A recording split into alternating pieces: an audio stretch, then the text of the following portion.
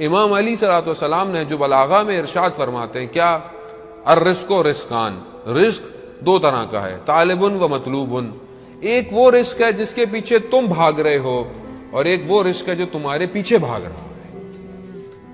اب یہ کیا ہے؟ خوب ہم دیکھیں نا، ہم اپنی دنیا میں ہم کس کے پیچھے بھاگ رہے ہیں؟ ہم رزق کے پیچھے بھاگ رہے ہیں۔ وہ اچھی بات ہے، رزق حلال کمانا واجب ہے، لیکن جس کا خدا نے وعدہ کیا ہو اور جس کا خدا نے وعدہ نہیں کیا، خدا نے رزق کا وعدہ کیا ہے کہ نہیں کیا؟ تو پھر ٹینشن کیسی ہے زندگی میں؟ ٹینشن تو اسی کی زیادہ ہے نا، اسی کی زیادہ ٹینشن ہے۔ اور جس کا وعدہ نہیں کیا، کس کا وعدہ نہیں کیا؟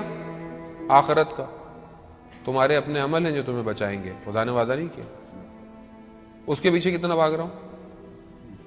یہ ہے طالب و مطلوب، ایک وہ ہے جس کے پیچھے تم بھاگ رہے ہو، ایک وہ ہے جو تمہارے پیچھے بھاگ رہا ہے۔ جس کے پیچھے میں بھاگ رہا ہوں کیا ہے؟ ومن طلب الدنیا، اور جو دنیا کو طلب کرتا ہے، جو دنیا کے پیچھے بھاگتا ہے، اس کو موت آ جاتی ہے اور دنیا اس کو نکال کے پھینک دیتی ہے۔ آپ کے سامنے دنیا کے بڑے بڑے لوگ جنہوں نے دنیا میں فرعون، انا ربک الاعلی، میں رب ہوں تمہارا، کہاں گیا؟ ڈوب گیا۔ شداد کہاں گیا؟ نمرود 300 سال لگے اس کو جنت بنانے میں اپنی شداد، اور جب گھوڑا لے کے پہنچا دروازے پہ جو نے بنائی تھی اس نے دنیا، اندر جانے لگا تو ایک شخص نظر آیا، کہا تم کون ہو؟ تمہیں میں نے پہلی دفعہ دیکھا ہے۔ کہا میں موت کا فرشتہ ہوں، جان لینے آیا ہوں۔ کہہ رہا مجھے ایک پاؤں گھوڑے کی زین میں تھا، ایک ہوا میں تھا، جان نکال لی۔ دنیا کے پیچھے بھاگ رہے تھے، دنیا نے اٹھا کے پھینک دیا۔ یہ ہے دنیا آپ کے سامنے، بڑے بڑے بڑے بڑے۔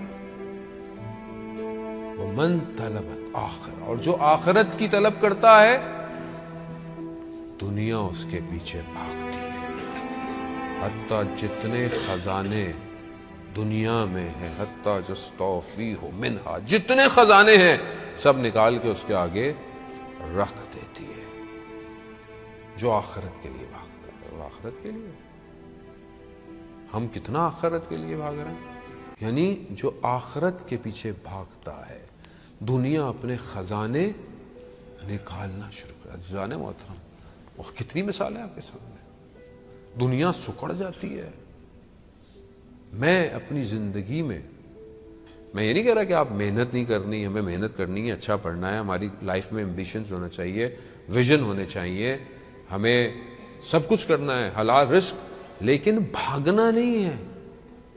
آپ اگر کما رہے ہیں، مولا کائنات کیا فرماتے ہیں کہ تعجب ہوتا ہے مجھے اس شخص پر جو اپنی ساری زندگی کمانے میں خرچ کر دیتا ہے، اور پھر اس کمائی ہوئی چیز کو اپنی صحت جو اس کی بگڑ جاتی ہے اسے صحیح کرنے میں خرچ کر دیتا ہے۔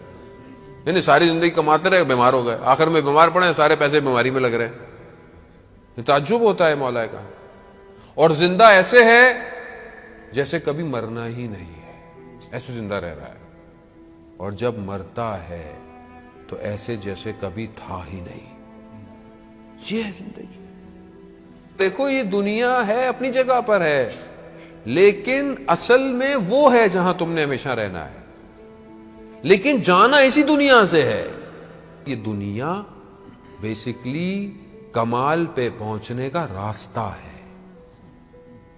اب آپ یہ نہیں کہہ سکتے کہ میں پہاڑوں میں چلا جاؤں اور چپ کر کے بیٹھا رہوں، اکیلا بیٹھا رہوں، مجھے نہیں، ایسے نہیں جائیں گے۔ کمال پہ جانا ہے تو سوسائٹی میں رہنا پڑے گا، امتحان دینا پڑے گا، درگزر کرنا پڑے گا، اپنا مال انفاق کرنا پڑے گا، دوسرے کا حق ادا کرنا پڑے گا۔ خوب جب آپ امتحان ہی نہیں دیں گے تو آپ کو رزلٹ کیسے ملے گا؟